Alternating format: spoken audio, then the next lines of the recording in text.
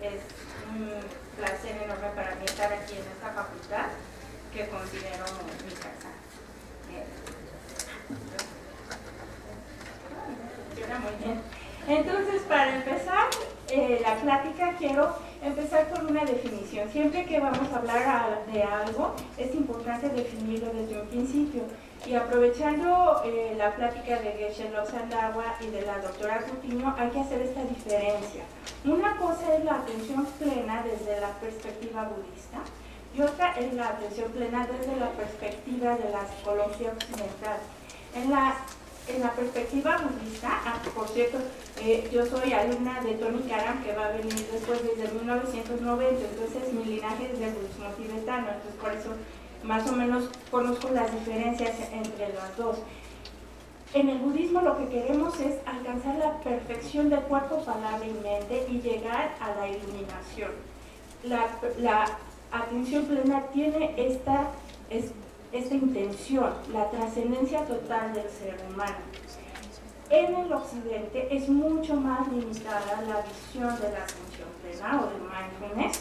Entonces, nosotros el año pasado les platiqué precisamente sobre la perspectiva histórica y les decía que Jon Kabat-Zinn es de la Universidad de Massachusetts, doctor de la Universidad de Massachusetts, que trabajaba en el hospital psiquiátrico. Él era practicante de meditación, él venía del linaje coreano, entonces el budismo zen practicaba. Y en el hospital vio que había muchísimos pacientes que no mejoraban con los tratamientos actuales. Entonces dijo, bueno, mándenmelos y yo voy a enseñarles algo que nunca se les ha enseñado, a ver si funciona. Y les empezó a enseñar prácticas de meditación con excelentes resultados. Entonces la ventaja de Jon Kabat-Zinn es que era científico, estaba en un contexto científico. Entonces él protocolizó la enseñanza y la secularizó. Entonces este es un parteaguas en la definición de mindfulness. A partir de Jon Kabat-Zinn es una práctica secular, es decir, completamente desligada de cualquier connotación religiosa. Esto tiene muchas ventajas y entre ellas es que se puede aplicar en cualquier contexto. Se puede llevar al contexto clínico, al contexto educativo, al contexto empresarial. Y esta es una práctica tan universal que beneficia tanto a todos los seres que es maravilloso que pueda llevarse a cualquier contexto sin la limitante de que venga del budismo. Entonces esta es una. Otra es que siendo científico lo protocolizó. Entonces él creó su programa que se llama MBSR, Mindfulness Based Stress Reduction, que en español se llama REBAP, reducción del estrés basado en la atención plena. Entonces esto fue en 1979 cuando inició esta práctica, este protocolo MBSR, y fueron tan excelentes los resultados, y siendo él científico, empezó casi inmediatamente a hacer investigación científica sobre los resultados de la práctica. Entonces, en 1982 salió el primer artículo sobre los efectos de la atención plena. Y él empezó a estudiar los pacientes que él tenía, que iban por muchos problemas de estrés. Entonces empezó a estudiar enfermedades relacionadas con el estrés y los efectos de la atención plena basados en esto. Entonces, esta es la diferencia. Ahora, Jon Kabat-Zinn entonces nos provee de una definición. Y esta definición es la conciencia que aparece al prestar atención deliberadamente, esto es una palabra importante, deliberadamente, en el momento presente y sin juzgar a cómo se despliega la experiencia momento a momento. Entonces tenemos muchos elementos. Primero es prestar atención, todos podemos prestar atención, pero es a propósito, porque yo decido voy a prestar atención. Ahora, también definen Amishi Ya, que es una investigadora de la Universidad de Miami, hace la analogía de la atención plena con una linterna. Imagínense ustedes que nuestra capacidad de prestar atención es una linterna. Las linternas, no sé si se han fijado, tienen dos modos, un modo enfocadito y un modo ampliado. Entonces estas dos son buenísimas analogías para la atención. La atención puede ser enfocada en un punto, como decía Geshe Lobsang de Agua, eso se refiere al shamatha, a la meditación de enfocar en un punto, o la podemos ampliar. Entonces, la atención, por otra parte, la puedo dirigir, ¿no? Yo tengo mi linterna y puedo iluminar mi camino hacia donde quiero ir, pero si de repente se cae un bote detrás de mí, mi atención se desvía. Entonces, la naturaleza de nuestra mente es que la atención divaga, se va de un lugar a otro con mucha facilidad. Entonces, yo necesito entrenarla. Entonces, ¿dónde voy a querer entrenarla? ¿A qué quiero prestar atención? A la experiencia del momento presente. ¿Dónde está esta experiencia del momento presente? Pues está afuera de mí, lo que percibo a través de mis sentidos, o está adentro de mí. Adentro de mí puede ser en mis pensamientos o en mis sentimientos. Y por esto en el budismo se dice que tenemos 6 sentidos y no 5. El sexto sentido se considera la mente. Cada sentido tiene un objeto de atención. Por ejemplo, la vista pues son las formas y los colores, el oído los sonidos, los silencios, el tacto las texturas y las formas. El objeto de la mente son los pensamientos y las emociones. Y a través del entrenamiento de la atención voy a ir fortaleciendo mi capacidad de fijar mi atención por un tiempo prolongado en un objeto. Entonces, los entrenamientos de la atención utilizan diversos objetos de atención para ir entrenando a la mente. Entonces, en el sentido occidental, en el sentido de Jon Kabat-Zinn, entendemos a la atención plena como un entrenamiento mental. Pero fíjense bien, la palabra mente viene del Pali, que en el Pali se llama Sati, y cuando Sati se tradujo a la lengua occidental, hay un problema de traducción, porque mente, en el oriente, la mente está ubicada en el corazón, no está ubicada en el cerebro, por una parte. Y la palabra para designar corazón y designar cerebro, mente, es la misma. Entonces, el entrenamiento de la mente, mindfulness, también se puede traducir al inglés como heartfulness, es decir, el entrenamiento del corazón. Y en este sentido no hay conflicto, como decía la doctora Ana, no hay conflicto porque si yo estoy entrenando, si entiendo la mente también como el corazón, el entrenamiento en la compasión también podría ser una parte del entrenamiento mental.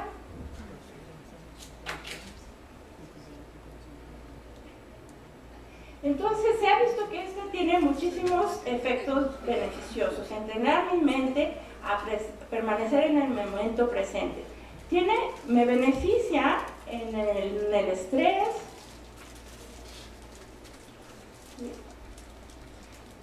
se ha aplicado mucho también para el dolor, sobre todo para el dolor crónico, para el tratamiento de desórdenes alimenticios o simplemente para disfrutar el hecho de comer, para las relaciones. El mindfulness, ahora les voy a explicar, puede ser intrapersonal o interpersonal, y esto mejora muchísimo mis relaciones sociales. Me ayuda para el manejo del enojo, me ayuda para poder conciliar el sueño y poder estar más descansado, me ayuda para poderme concentrar en diferentes actividades, por ejemplo, los exámenes, los que sean estudiantes, y me ayuda a tratar desórdenes psiquiátricos como la depresión o la ansiedad. En la juventud tiene muchas aplicaciones. Hoy vamos a hablar sobre las aplicaciones de mindfulness para los jóvenes. Las actividades de los jóvenes pues necesitan de mucha concentración. Mi hijo, por ejemplo, siempre practicó el fútbol soccer. Él era portero. Entonces, desde chiquito, cuando tú estás de portero, yo lo veía, es una gran presión, porque si tu equipo es malísimo y va perdiendo y todos, ya se les olvida la pelota, tú tienes que estar bien concentrado, porque si ahí viene la pelota, no puedes perder el enfoque. En contra de la adversidad, tienes que estar completamente enfocado. Eso es atención plena, o sea, el que un portero esté con la vista en el balón sin perderla, a pesar de que vayan 7-0, eso es atención plena, y para eso les sirve mucho a los chicos. El otro día estuve en una una plática de George Mumford. George Mumford es el entrenador personal de mindfulness de grandes atletas como basquetbolistas, futbolistas y todo esto, y nos decía, lo que les enseña es a permanecer en el ojo del huracán, o sea, en toda la tormenta, con todo en contra, encontrar ese lugar de calma y de paz en el centro, donde puedes tener una perspectiva de tranquilidad. Eso es para lo que me sirve la práctica.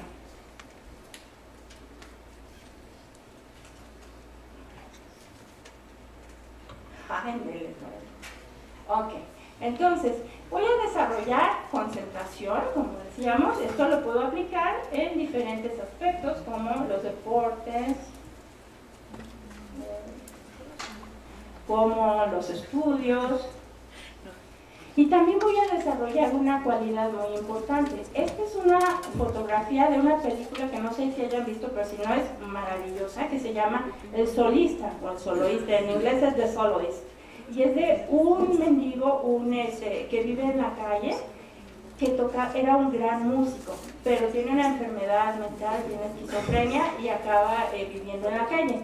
Pero en el momento en que este periodista le regala un cello y lo empieza a tocar, estaban ubicados en un puente, o sea, debajo, imagínense en estos puentes del periférico, del viaducto, así, debajo ahí vivía él, y con todo el ruido de la calle y todo, él podía tocar en un estado de completo flujo, ¿no? El estado que le dicen be in the flow, estar en el presente, en el aquí y en el ahora, sin que te importe lo que está a tu alrededor. Eso es lo que representa esta imagen, nos ayuda a entrar en este estado de flujo, de estar en el aquí y en el ahora. ¿Podemos picarle a la imagen, por favor, para que se toque la película?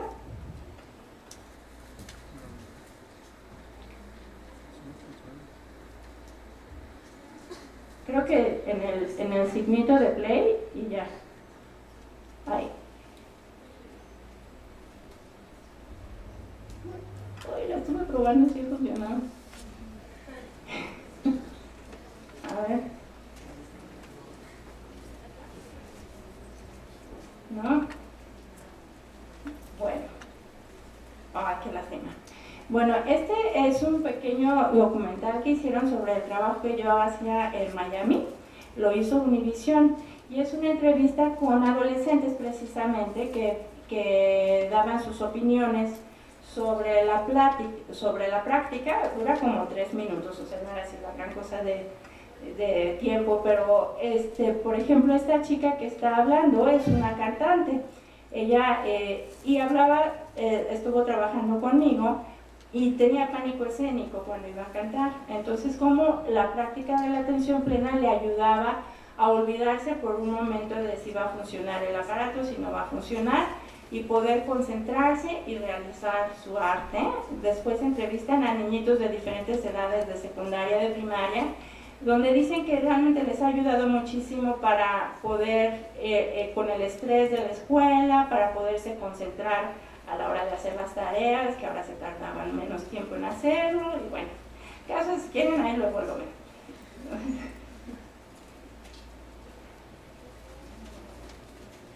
Ok, entonces eso era un poco la experiencia que platicaban los chicos, pero como estamos en la Facultad de Psicología y aquí todo el mundo es muy formal y muchos hacen investigación, pues queremos referencias muy duras, ¿no? Entonces, vamos a hablar de las referencias duras sobre la investigación que se ha realizado sobre los efectos de la meditación, de la práctica de la atención plena en los adolescentes. Entonces, primero se ha visto que tiene efectos a nivel intrapersonal. A nivel intrapersonal, vemos que esta práctica reduce, primero, la angustia autorreportada. Esta palabra angustia la puse en español, pero en inglés es la palabra distress.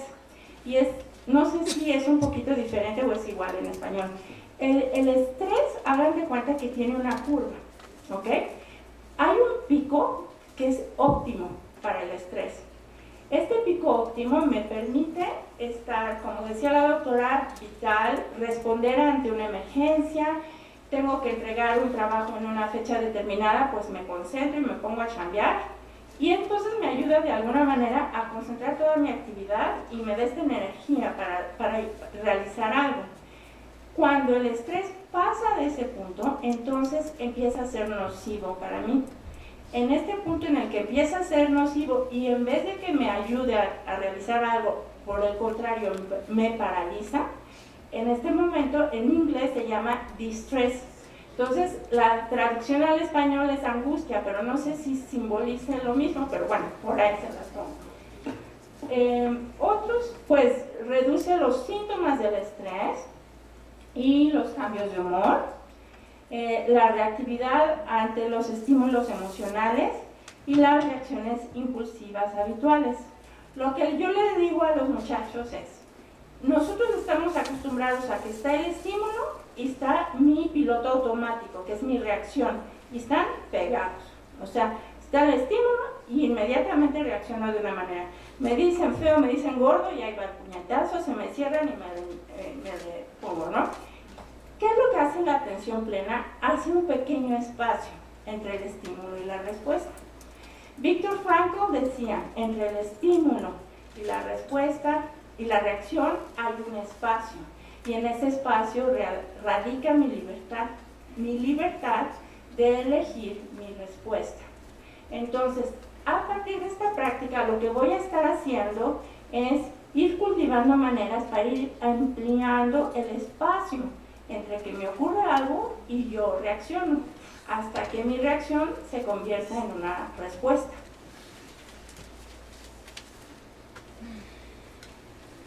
Ok, entonces por una parte disminuye todo esto, por otra parte incrementa que mi regulación afectiva y emocional, y ahorita les voy a platicar un poquito de esto, mi percepción de control, el mindfulness como rasgo, mi atención, o sea, mi capacidad de enfoque y de autorregulación, la habilidad de corregir o reparar estados de ánimo desagradables, o sea, darme cuenta que estoy de malas y hacer lo necesario para pronto volver a mi estado normal, la regulación del comportamiento y favorece el logro de metas y mejores calificaciones. Todo esto son investigaciones que se han llevado a cabo en los últimos años y ahí están las referencias por si las quieren. A nivel interpersonal, o sea, hablábamos de que la compasión y la empatía a lo que me ayudan precisamente es a relacionarme con los otros. Entonces, a nivel interpersonal, pues hay una correlación entre la inteligencia emocional y mindfulness. Se ha encontrado que el mindfulness incrementa mi inteligencia emocional, hay mayores niveles de compasión, pero no solo hacia los demás, sino a mí mismo también, que es importantísimo en este mundo moderno, y de aceptación personal y mayor empatía con los demás. Entonces estas son las referencias. Ha habido muchos estudios y les voy a hablar un poco sobre esto porque mi tema de la plática es precisamente los estudios que se han hecho. Este es un estudio muy sencillo y muy lindo que hizo el doctor Richard Davidson con un programa que está realizando con niños. Después de hacer este programa, le daba a los niños stickers, así, calcomanías para compartir. Y entonces, antes del programa, pues se las daban a sus amigos, ¿no? Después del programa, entonces, primero lo azul es antes de la meditación y lo rojo después de la meditación. Después eran como mucho más ecuánimes, ¿no? Le daban como que a todos al parejo, al que estaba enfermo más, pero también le compartían al extraño y muy importante al que no era su amigo también le compartían.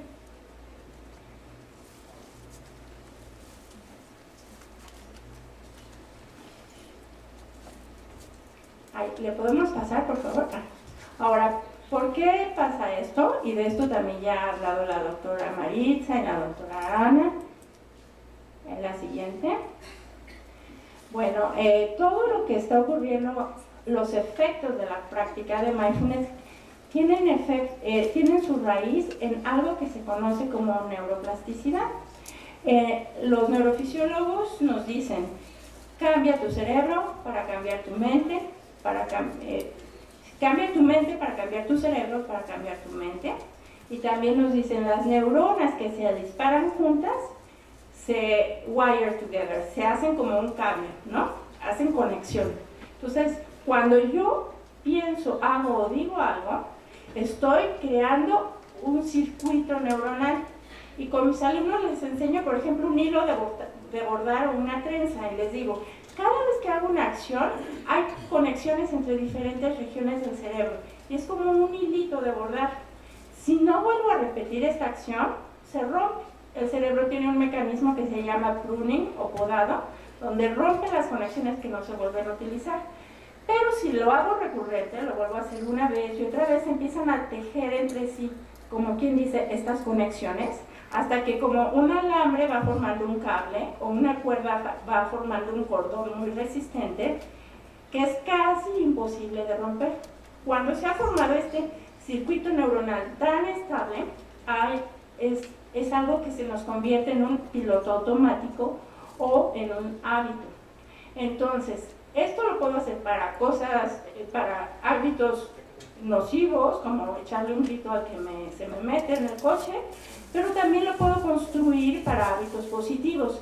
Geshe Lobsang nos dijo, meditar quiere decir familiarizar a la mente con hábitos positivos. Sí, pero ¿por qué tengo que meditar todos los días? Precisamente porque cada vez que me siento en el cojín de meditación estoy familiarizando a la mente con un hábito positivo. Si lo hago una vez cada 6 meses, no sirvió de nada, se rompe. Si lo hago un hábito, aunque sea 5 o 10 minutos al día, voy formando este entramado que me va a hacer, ahora sí, un hábito positivo, porque va a ser algo, un hábito es algo que lo hago en piloto automático, y esto es lo que yo quiero construir, un piloto automático positivo. Entonces, bueno, también ya hablaron de todos estos resultados Maritza y Ana.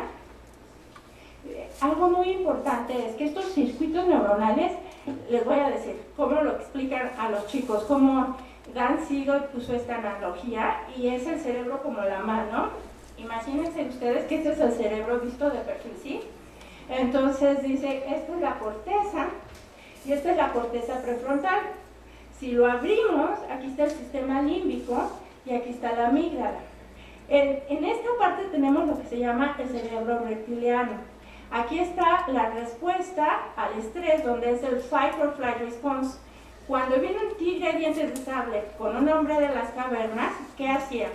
O se echaba a correr, o lo atacaba para matarlo, o se quedaba petrificado de miedo. Ese es el fight or flight response.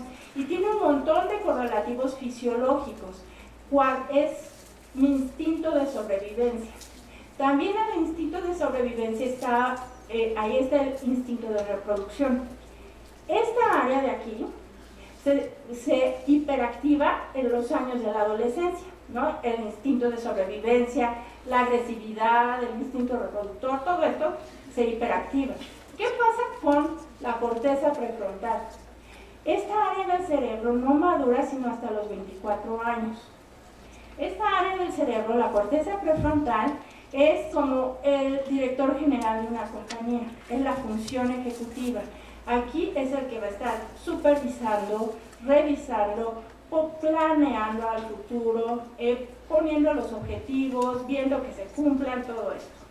Entonces, lo que han descubierto los neurofisiólogos es que cuando yo medito, cuando estoy revisando mi cuerpo, por ejemplo, mis sensaciones corporales, mi respiración, estoy fortaleciendo mi corteza prefrontal.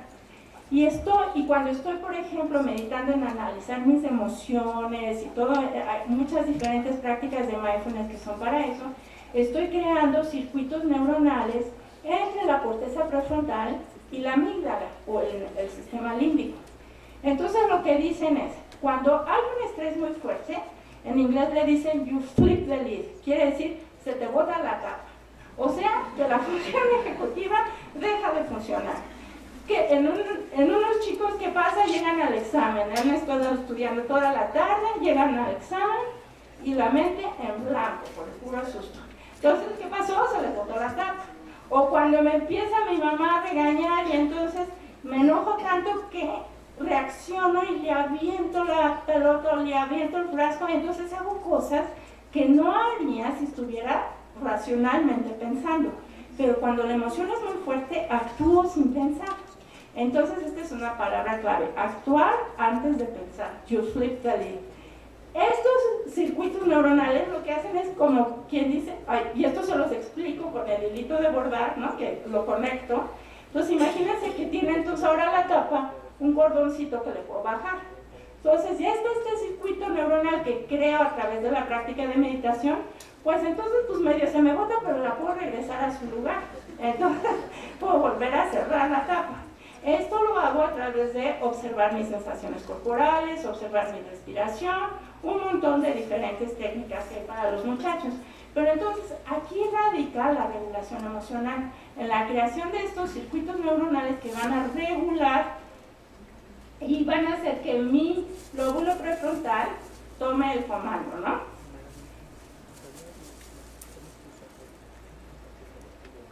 Por otra parte, se ha visto que hay muchas otras áreas del cerebro, no nada más el lóbulo prefrontal, que se activan. Ah, por cierto, del lóbulo prefrontal hay una cosa buena y nueva. Se divide en dos, ¿no? Izquierdo y derecho. Bueno, pues han visto que el izquierdo es el responsable de las emociones positivas. Y el derecho es donde sí me pongo mucha atención, pero como un viejito gruñón, ¿no? Que está atento a que fallaste aquí, si se me dijo, me hizo no sé qué, pero de malas, cascarrabias. Y el izquierdo al contrario, es esta sensación de, ay, estoy contento, me fijo, pero contento, ¿no? La emoción positiva está aquí, entonces muchas de las prácticas lo que van a fortalecer es el lóbulo prefrontal izquierdo. Y por otra parte hay un incremento en la actividad de la ínsula, que ya les platicó Maritza mucho sobre la ínsula y las hormonas espejo. La ínsula es la región del cerebro responsable para la ¿cómo se llama esa? Introcepción. Introcepción es la sensación de mí mismo. A través de la práctica que yo hago, voy observando, por ejemplo, mis sensaciones corporales, voy viendo si no hay alguna emoción por ahí atorada, hasta que realmente estoy consciente de mi cuerpo, consciente de mi mente. ¿Y qué pasa? Imagínense, cuando se fortalece la ínsula, hay un efecto secundario, que es lo que nos habló la doctora Maritza. El efecto secundario es cuando estoy consciente de mí mismo, estoy consciente de lo que está sintiendo el otro. Mientras más consciente estoy sobre mí mismo, más me doy cuenta de lo que está sintiendo la otra persona. Entonces, esto favorece las relaciones sociales. Entonces, hoy en día todos los jóvenes tienen muchísimo estrés.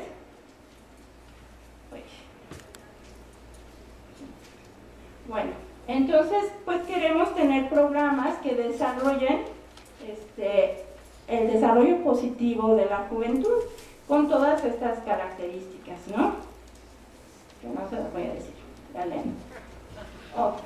Entonces, hay investigación que soporta, primero que analiza cuáles son los efectos, y la doctora Gavina me pidió que les hablara sobre las investigaciones más importantes. Solo les voy a hablar, entonces, cuando yo quiero realizar investigación sobre mindfulness, si alguno de ustedes quiere hacer investigación, hay muchos factores que tenemos que tomar en cuenta. La primera es que mindfulness es una cualidad interna, es una manera de ser, una manera de sentir. ¿Y cómo puedo medir algo interno? Ustedes que son psicólogos están más familiarizados con esto, pero para medir un estado mental subjetivo, el mejor método es un autorreporte. Pero el autorreporte, si queremos que sea replicable, si lo queremos publicar, tiene que ser un instrumento confiable. Entonces tiene que tener primero la finalidad de llegar al entendimiento de mindfulness, que sea confiable y que prediga resultados. Entonces, ¿qué resultados? ¿Cómo voy a medir los resultados? Pues el resultado de la práctica va a ser mi variable dependiente. Entonces, hay muchas variables dependientes que sí son susceptibles de ser medidas por medio de diversos instrumentos. Entonces, pues aquí tienen muchas de las variables que podemos medir.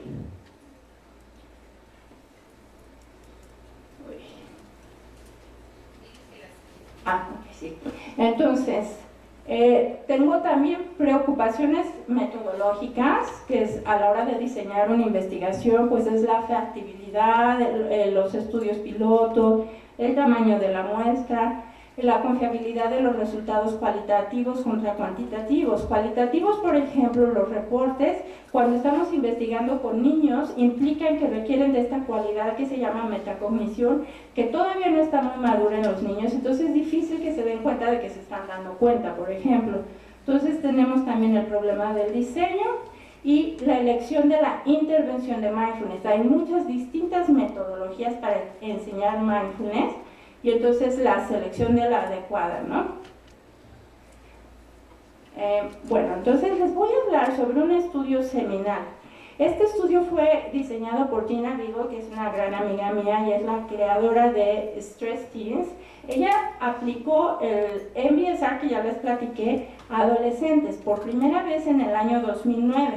Cuando nosotros estamos llevando a diferente población una metodología, tenemos que validarla. Entonces, este estudio es seminal porque fue la validación de esta técnica en adolescentes y le llamó MBSR-T, que quiere decir Teens para adolescentes.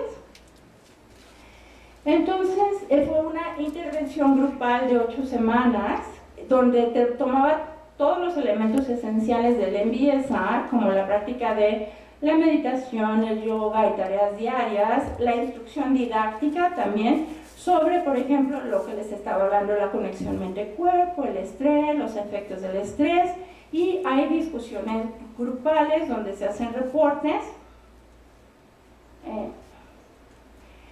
Entonces, siempre que hacemos una investigación tenemos que iniciar con hacernos la pregunta de investigación. ¿Qué es lo que queremos averiguar? Entonces, sus preguntas de investigación fueron 3. ¿Se puede adaptar el programa MBSR a poblaciones de adolescentes? ¿Son positivos los resultados del MBSR en adolescentes con problemas psiquiátricos? Gina trabajaba en un hospital psiquiátrico, igual que yo, por lo cual su población más fácil de tener era los adolescentes del hospital psiquiátrico, entonces tenían problemas, ¿no?, de depresión, de ansiedad, de obsesión, cosas diferentes.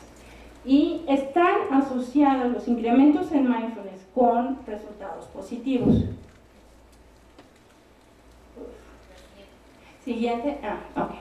Entonces hizo mediciones pre y post con diferentes instrumentos. Estos instrumentos son cuestionarios, todos estos validados,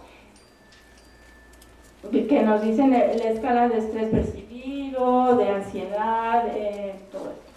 Entonces hizo una muestra donde fueron 102, me parece, o 104 adolescentes de diferente, esta es la distribución de la muestra, un 38% eran caucásicos, un 38% hispanos, 2% African American y mezclados, 70% mujeres, 30% hombres. Entonces la variable que estaba midiendo eran los diferentes perturbaciones psiquiátricas, como desórdenes de comportamiento, desórdenes de ansiedad, problemas de relaciones y otros. Y fíjense, esta tabla está buenísima. Entonces, lo azul es con la práctica del MBSR, del tratamiento de mindfulness, y lo rojo es el grupo control. El grupo control era una población igualmente distribuida y del mismo tamaño. Y lo midió en diferentes ocasiones, en 3 ocasiones. Entonces, lo que estamos midiendo son los incrementos, por lo cual solo tengo dos barras, ¿no? El primer incremento es de la primera medición a la segunda, y el segundo es de la segunda a la tercera. La tercera fue 3 meses después de terminada la intervención de mindfulness. Entonces se dan cuenta la diferencia tan enorme entre el grupo control y el grupo con mindfulness. Y lo que se midió fue la mejoría en los diagnósticos psiquiátricos. Entonces, si se fijan, terminada la intervención y después de 3 meses es muchísimo más grande la diferencia, claro, porque el grupo control, que era el tratamiento usual, pues una vez que se acaba, pues se acabó y no pasa nada. En cambio esto, cuando creas este hábito, lo puedes seguir practicando. Ok, entonces pues sus resultados fueron que sí, fueron estadísticamente significativos los hallazgos, que hubo reducción en la ansiedad, depresión, síntomas de somatización, estrés percibido, síntomas obsesivos y problemas interpersonales.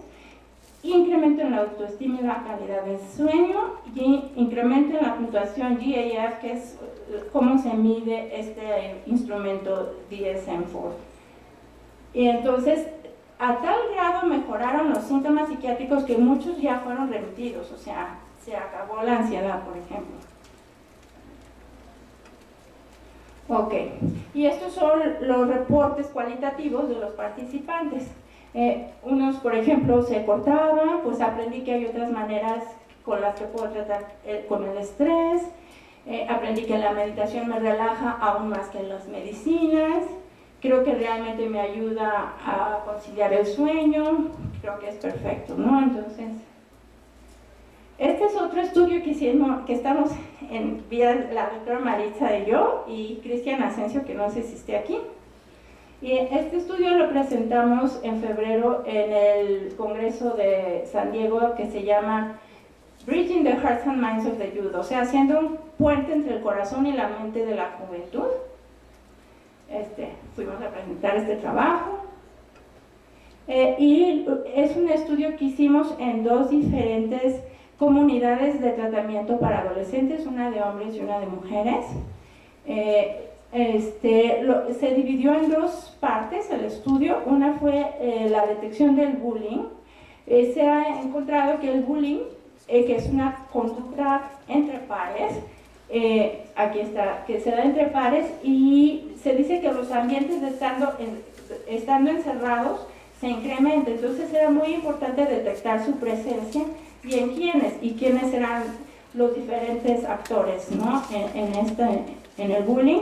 Y después, si sí lo hay, pues hay que ayudarlos. ¿Y cómo se les puede ayudar? Pues con un programa que les ayude precisamente a disminuir esta ansiedad, esta agresividad, y los programas de mindfulness son ideales. Utilizamos el programa MBSR con la población de las chicas y una variación del programa MBSR con la población de los muchachos. Entonces, primero hablamos de la población de las mujeres. Entonces, estas adolescentes en conflicto con la ley en la comunidad de tratamiento para mujeres.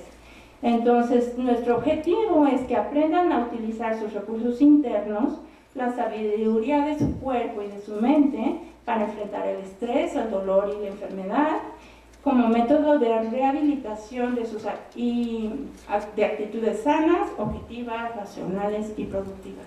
O sea, lo que más queremos es cambiar nuestra sociedad, de una sociedad, porque no necesitas estar encerrado en una comunidad de tratamiento para esta agresividad que estamos viendo todos los días en la calle, esta desesperación. Queremos encontrar un método para cambiar la sociedad de raíz.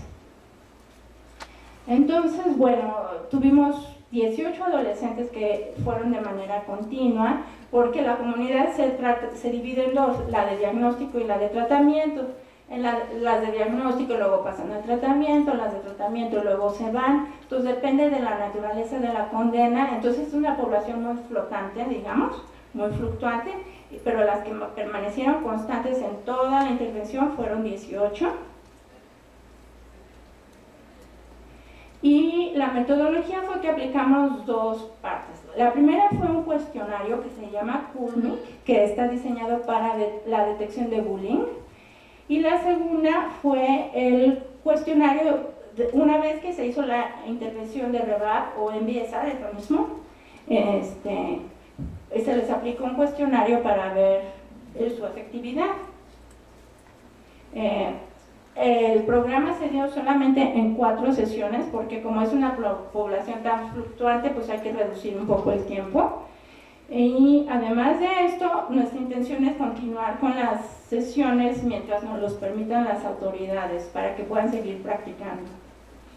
Este es el cuestionario CULMIC, los resultados de las preguntas que se les hacen, como por ejemplo la forma y frecuencia de maltrato, cómo te sientes cuando te maltratan, a quién le dices que te maltratan, alguna vez has maltratado a alguien, si lo has hecho, ¿por qué lo haces? Cómo te sientes cuando maltratas, cómo sientes cuando ves que maltratan a otros, por qué algunos maltratan, cuál es la razón por la que maltratan, qué haces cuando están maltratando a otro, intervienes o no y por qué, si no intervienes, por qué. qué hace el personal de la comunidad y podrías tú maltratar a tus compañeras. Este es el cuestionario que las respuestas las vamos a ver. Y hay algunos otros indicadores que estuvimos viendo. La clase económica, por ejemplo, es algo muy interesante porque tenemos la creencia de que la clase más desfavorecida económicamente es la población de las prisiones, pero nos llevamos la sorpresa de que la mayoría de las reclusas eran de clase media. Por otra parte, ¿con quién vivían antes? Pues muchas vivían con su mamá, sus hermanos, su abuela, otras en pareja, diferentes combinaciones familiares.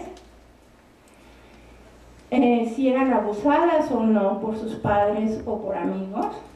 56% no, pero desafortunadamente casi el 40% de las chicas eran abusadas. Un factor de riesgo es: vives en una zona peligrosa. 4 de las 18 que contestaron sí. Y perteneces a alguna banda, que también es un factor de riesgo, porque en esta edad de la adolescencia la presión de entre pares es muy importante para determinar un comportamiento. Por otra parte, las creencias, que también son muy interesantes. Obviamente la religión más preponderante es la religión católica. Sin embargo, encontramos una variación importantísima que yo también vi en un documental de Netflix, que es el culto a la Santa Muerte. Entre todos estos grupos de bandas, entre secuestradores también, el otro día vi una entrevista, entre todos, el culto a la Santa Muerte es importantísimo.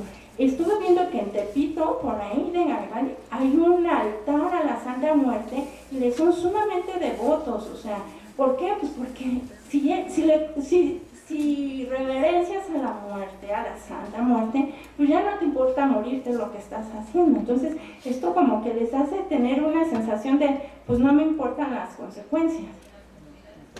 En las comunidades también había el altar a la Santa Muerte. Entonces, interesantísimo, es una mezcla entre santería y religión católica muy peculiar de la urbe mexicana.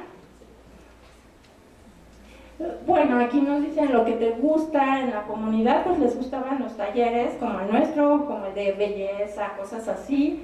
Lo que no te gusta, pues levantarme temprano, no me gustan los guardias, no me gusta que hay gente que son muy injustas, no me gusta que hay mucho ruido, no me gusta que son muy estrictos.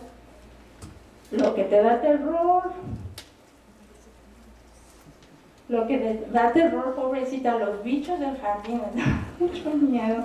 Eso me dio, pues tan fácil que sea arreglar eso. Me da terror no salir de aquí, no, me da terror las medidas disciplinarias. ¿Qué te da miedo afuera? Eso es muy importante también. Me da miedo la sociedad, me da miedo volver a delinquir, me da miedo que le pase algo a mi familia, me da miedo la vida cotidiana.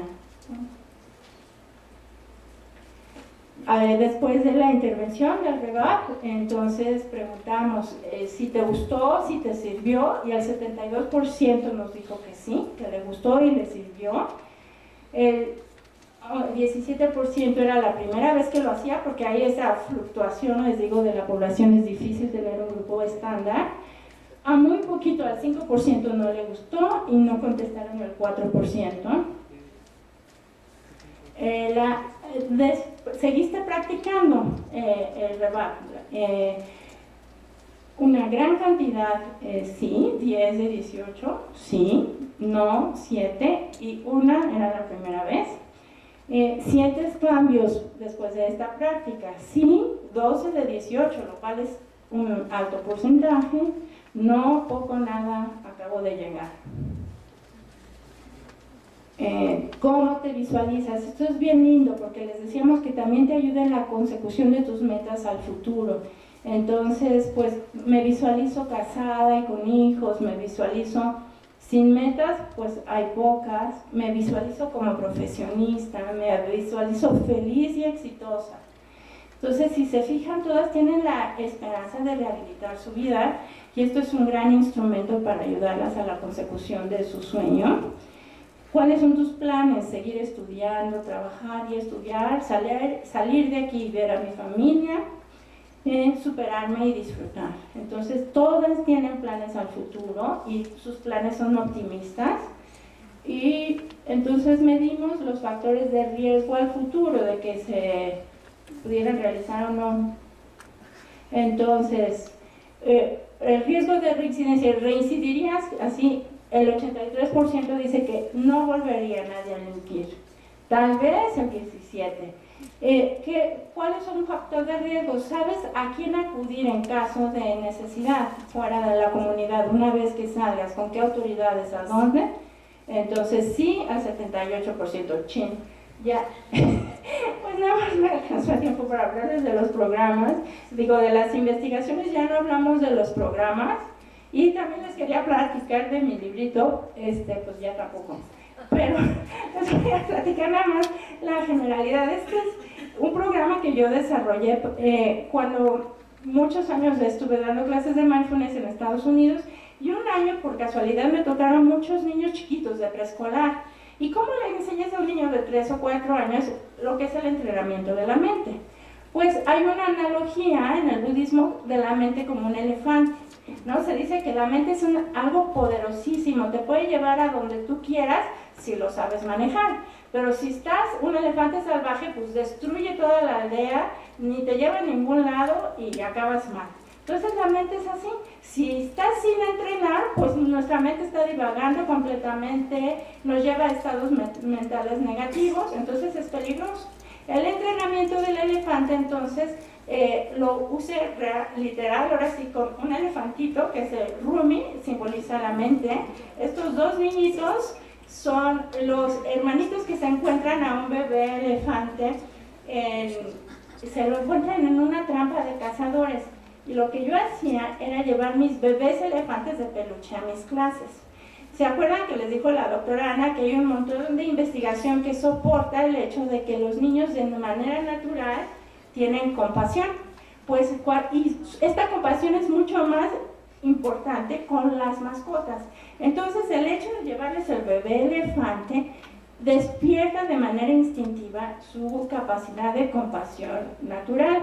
Entonces me llevaba yo a mis clases, los elefantitos, y de manera inmediata los niños empezaban a tener compasión. Entonces, este libro interlaza prácticas de entrenamiento de la atención y de entrenamiento de la compasión. Es un cuento, es una historia. Este es el de Mindfulness Without Borders. Ahí está. Entonces, pues los niños de hoy en día, aunque no lo creamos, también tienen muchísimo estrés y muchísimo sufrimiento es que están súper llenos sus horarios, problemas familiares, desempeño académico, un montón de cosas. Y viendo esto, yo cuando llegué a Miami les conté que me metí a estudiar Montessori, ¿no? Mis hijos eran bien chiquitos. Y luego fui a este congreso del Dalai Lama con todos los neurofisiólogos, y después de haber trabajado aquí con Jacobo Greenberg, pues era mi pasión, ¿no? La neurofisiología de la meditación es realmente mi mero pasión en la vida. Entonces decidí dedicarme a esto y pues empecé a trabajar en un montón de escuelas con esta idea de la mente como el elefante. Entonces este programa que diseñé pues está basado en un montón de experiencia en diferentes salones, en diferentes escuelas, donde los niños desarrollan todas estas cualidades de mindfulness. Les explico un poquito del cerebro y todo. Mi objetivo es crear niños felices. Y se ha comprobado, hay investigaciones que nos dicen que las relaciones humanas de alta calidad son las que determinan la felicidad. Entonces lo que yo quiero con este libro es que se creen comunidades sanas, donde todos los miembros de la comunidad estén integrados, y por eso lo concibo como una historia que los papás o los maestros le van a leer a los niños, porque de esta manera toda la comunidad se involucra en la práctica. Bueno, siempre, como todos los cuentos de aventuras, inicia un estado ideal que se pierde por alguna manera. El estado ideal era que los animales y los humanos vivían muy felices y en armonía, pero hay una gran sequía y migran todos los animales. Y de repente estos niñitos un día jugando encuentran un bebé elefante en una trampa de cazadores. Entonces al principio no saben qué hacer porque es algo nuevo. Y entonces esto se refiere a la respuesta de Fight or Flight Response, nuestra respuesta al estrés. Y se echan a correr, ¿no? Porque no saben qué hacer. Y luego en la noche empiezan a soñar que lo tienen que ayudar y todo esto. Entonces, miren, lo he probado en diferentes escuelas. Ha sido probado este libro de kinder a sexto de primaria. Y tengo los reportes de todos los niños y dependiendo de la edad, asimilan diferente, pero la misma lección. Uno lo asimilan así como gráficamente, pero ahí verán luego los comentarios. Entonces aquí tienen que ir a rescatar al elefante, ¿no? Siguiente. Entonces no saben cómo comunicarse con él, porque los niños no hablan idioma de elefantes, ni los elefantes idioma de niños. Pero todos respiran igual, agitados cuando están nerviosos, pausadamente cuando están tranquilos. Entonces aprenden a observar la respiración mutuamente y los niños enseñan al elefante a respirar de manera pausada y tranquila y a observar su cuerpo. Y de esta forma lo calman. Entonces esta misma práctica la realizamos en los salones de clase con los bebés elefantes de peluche. Siguiente. Después, pues está lastimado de la pata y lo tienen que llevar al veterinario a que lo revisen. Entonces esta es una introducción a una práctica que es importantísima y fundamental en mindfulness, que es la práctica del escaneo corporal. Ir revisando parte por parte del cuerpo las sensaciones físicas, y este es un entrenamiento de la atención y también me ayuda a observar mis emociones. Siguiente.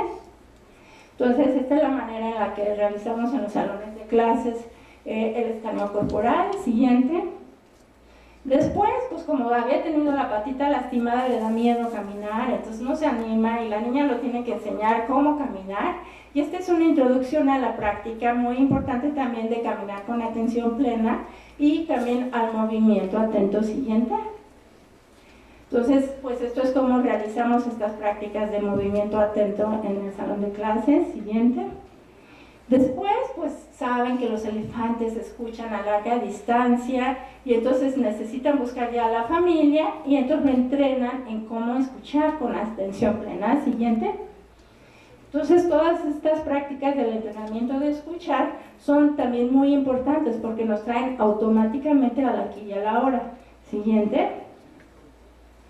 Después es la práctica de atención sensorial. Siguiente. Y esto en el salón de clases lo hacemos de diferentes maneras, cada uno de los sentidos de manera aislada. Siguiente. Y luego todos los sentidos se reúnen en la práctica de comer con atención plena. Siguiente.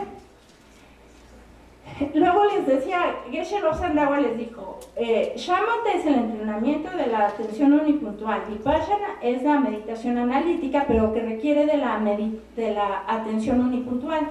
Entonces, una vez que entrenas al elefante, lo puedes montar para que te lleve a donde tú quieras. Entonces, esta siguiente etapa, que es como Vipassana, digamos, es los jinetes de elefantes. Ya pueden llevar al elefante que ya han entrenado a donde ellos quieren. Siguiente. Entonces, estas son formas. Siguiente.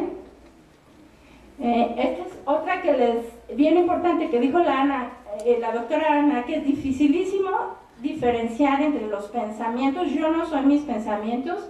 Esta práctica es aprender a ver a las nubes como los pensamientos que pasan, y es toda una discusión entre las nubes negras de tormenta, las bonitas y que todas pasan. Y entonces así a los niñitos enseñamos a que observen sus pensamientos y sus emociones. Siguiente.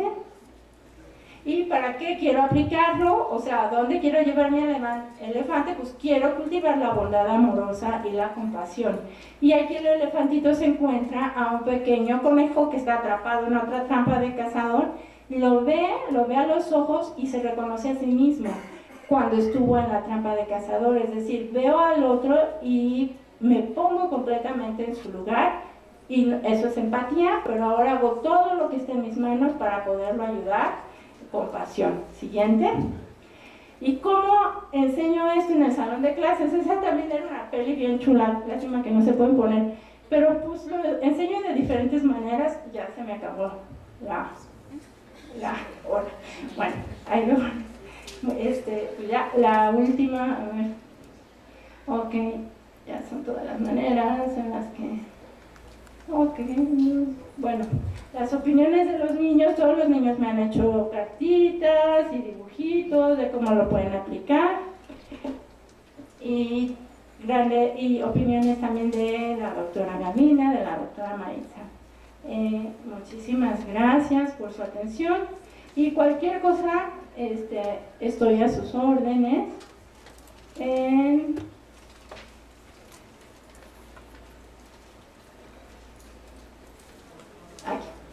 Ese es mi email, por cualquier cosa que quieran consultarme sobre cualquiera de estos programas que hemos mencionado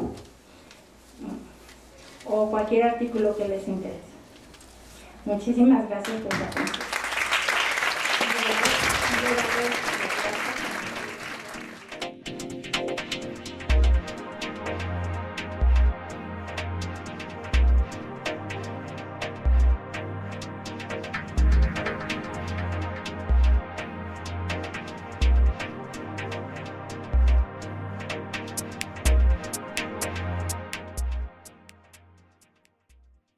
Él era practicante de meditación, él venía del linaje coreano, entonces el budismo zen practicaba y en el hospital vio que había muchísimos pacientes que no mejoraban con los tratamientos actuales. Entonces dijo, bueno, mándenmelos y yo voy a enseñarles algo que nunca se les ha enseñado a ver si funciona. Y les empezó a enseñar prácticas de meditación con excelentes resultados. Entonces la ventaja de Jon Kabat-Zinn es que era científico, estaba en un contexto científico. Entonces él protocolizó la enseñanza y la secularizó. Entonces este es un parteaguas en la definición de mindfulness. A partir de Jon Kabat-Zinn es una práctica secular, es decir, completamente desligada de cualquier connotación religiosa. Esto tiene muchas ventajas. Y entre ellas es que se puede aplicar en cualquier contexto. Se puede llevar al contexto clínico, al contexto educativo, al contexto empresarial. Y esta es una práctica tan universal que beneficia tanto a todos los seres que es maravilloso que pueda llevarse a cualquier contexto sin la limitante de que venga del budismo. Entonces esta es una. Otra es que siendo científico lo protocolizó. Entonces él creó su programa que se llama MBSR, Mindfulness Based Stress Reduction, que en español se llama REBAP, Reducción del Estrés basado en la atención plena. Entonces esto fue en 1979 cuando inició esta práctica, este protocolo MBSR, y fueron tan excelentes los resultados, y siendo él científico, empezó casi inmediatamente a hacer investigación científica sobre los resultados de la práctica. Entonces, en 1982 salió el primer artículo sobre los efectos de la atención plena. Y él empezó a estudiar dentro de mí. Adentro de mí puede ser en mis pensamientos o en mis sentimientos. Y por esto en el budismo se dice que tenemos 6 sentidos y no 5. El sexto sentido se considera la mente. Cada sentido tiene un objeto de atención. Por ejemplo, la vista pues son las formas y los colores, el oído los sonidos, los silencios, el tacto las texturas y las formas. El objeto de la mente son los pensamientos y las emociones. Y a través del entrenamiento de la atención voy a ir fortaleciendo mi capacidad de fijar mi atención por un tiempo prolongado en un objeto. Entonces, los entrenamientos de la atención utilizan diversos objetos de atención para ir entrenando a la mente. Entonces, en el sentido occidental, en el sentido de Jon Kabat-Zinn, entendemos a la atención plena como un entrenamiento mental.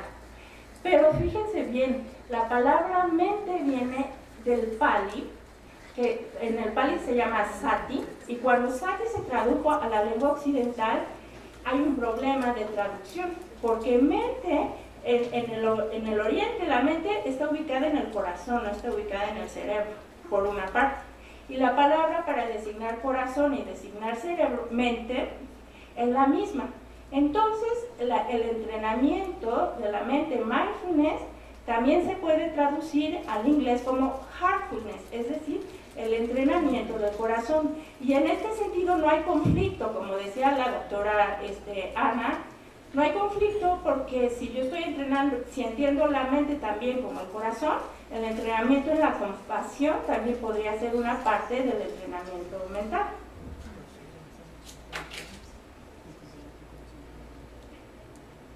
Entonces se ha visto que esto tiene muchísimos efectos beneficiosos. Entrenar mi mente a permanecer en el momento presente. Me beneficia en el estrés,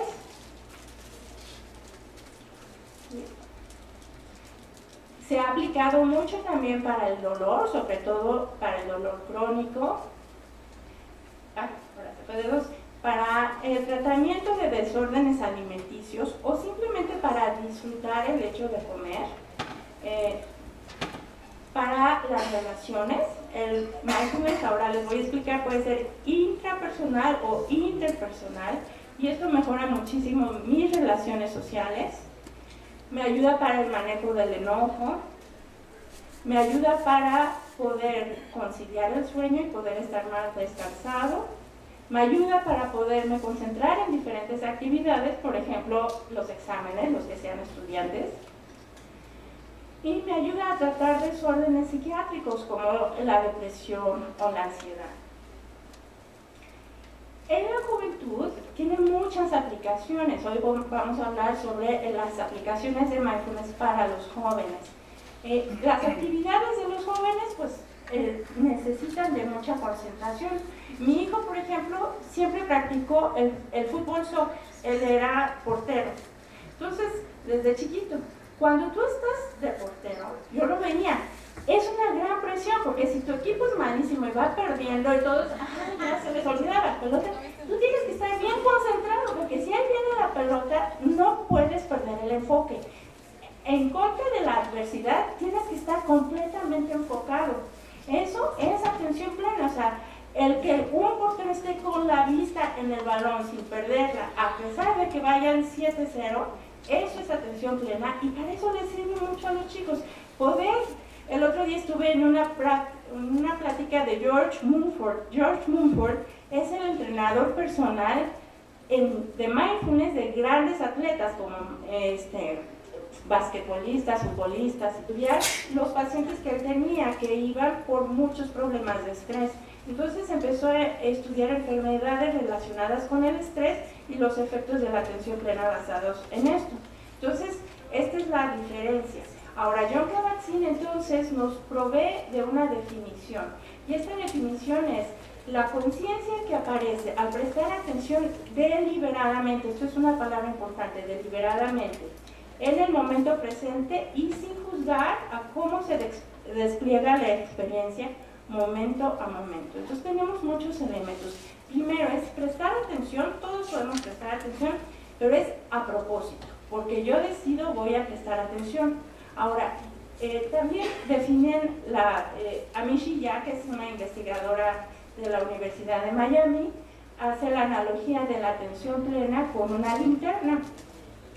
Imagínense ustedes que nuestra capacidad de prestar atención es una linterna. Las linternas, no sé si se han fijado, tienen dos modos, un modo enfocadito y un modo ampliado. Entonces estas dos son buenísimas analogías para la atención. La atención puede ser enfocada en un punto, como decía Geshe-Lobsang de Agua, eso se refiere al shamatha, a la meditación de enfocar en un punto, o la podemos ampliar. Entonces, la atención, por otra parte, la puedo dirigir, ¿no? Yo tengo mi linterna y puedo iluminar mi camino hacia donde quiero ir, pero si de repente se cae un bote detrás de mí, mi atención se desvía. Entonces, la naturaleza de nuestra mente es que la atención divaga, se va de un lugar a otro con mucha facilidad. Entonces, yo necesito entrenarla. Entonces, ¿dónde voy a querer entrenarla? ¿A qué quiero prestar atención? A la experiencia del momento presente. ¿Dónde está esta experiencia del momento presente? Pues está afuera de mí, lo que percibo a través de mis sentidos, o está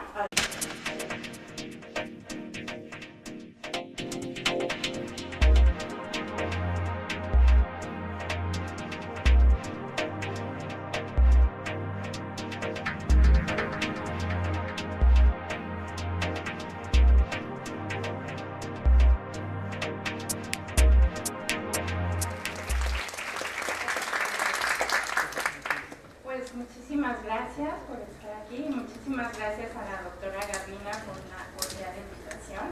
Es un placer enorme para mí estar aquí en esta facultad que considero mi casa. Funciona muy bien. Entonces, para empezar la plática, quiero empezar con una definición. Siempre que vamos a hablar de algo, es importante definirlo desde un principio. Y aprovechando la plática de Geshe Lobsang-Dawa y de la doctora Coutinho, hay que hacer esta diferencia. Una cosa es la atención plena desde la perspectiva budista y otra es la atención plena desde la perspectiva de la psicología occidental. En la perspectiva budista, por cierto, yo soy alumna de Tony Karam, que va a venir después desde 1990, entonces mi linaje es del budismo tibetano, entonces por eso más o menos conozco las diferencias entre las dos. En el budismo lo que queremos es alcanzar la perfección de cuerpo, palabra y mente y llegar a la iluminación. La atención plena tiene esta intención, la trascendencia total del ser humano. En el occidente es mucho más limitada la visión de la atención plena o de mindfulness. Entonces, nosotros el año pasado les platiqué precisamente sobre la perspectiva histórica y les decía que John Kabat-Zinn es de la Universidad de Massachusetts, doctor de la Universidad de Massachusetts, que trabajaba en el hospital psiquiátrico